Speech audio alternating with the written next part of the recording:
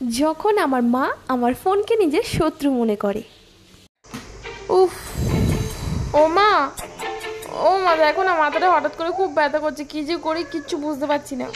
তা মাথা ব্যথা করছে তো আমাকে বলতে এসেছিস কেন? যা না, তোর ফোনকে গিয়ে বল না। হুম, মানে সারাদিন তো ফোনের সামনে বসে আছিস, ফোনই তোর মা, ফোনই তো সব কিছু, যা ফোনকে গিয়ে বল, আমাকে কিছু বলতে আসিস না, যা।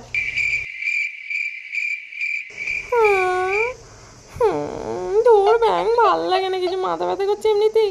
ও মা, মা 200 টাকা দাও না প্লিজ, মা খুব দরকার আছে। 200 টাকা? আমি কোথায় পাবো 200 টাকা? আর যা না, আমাকে কেন চাইতে এসিস? ফোনকে গিয়ে যা না। কেন তুই ফোন নিয়ে সারাদিন কাজ করিস, তা ফোন থেকে মাস মাইনে দেয় না বুঝি আমাকে চাইতে এসিস? যে ফোন কেন মাসের মাইনে দেবে মা? এসব কি বলছো তুমি?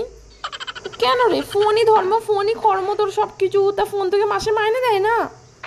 মায়ের কাছে টাকা চাইতে আসাটাই আমার সব থেকে বড় ভুল হয়েছে। দূর ব্যাংক, কিচ্ছু ভালো লাগে না। ও মা, খুব জোর খিদে পেয়েছে, কিছু খেতে দাও না মা। নে, তোর খিদে পেয়েছে তো আমি কি করবো? যা না, তোর ফোনের কাছে গিয়ে যা না। কেন তোর ফোন থেকে রান্না করে দেয়নি? সারাদিন ফোন নিয়ে বসে থাকিস, সব কিছু করিস, ফোন থেকে রান্না বান্না করে দিচ্ছে না, খেতে দিচ্ছে না, আমার কাছে চলে এসছিস। দূর মা, কি যে বলো না তুমি, একটু ফোন দেখি বলে সারাদিনে কত কথাই না শুনতে, ভালো লাগে না কিছু সবসময়।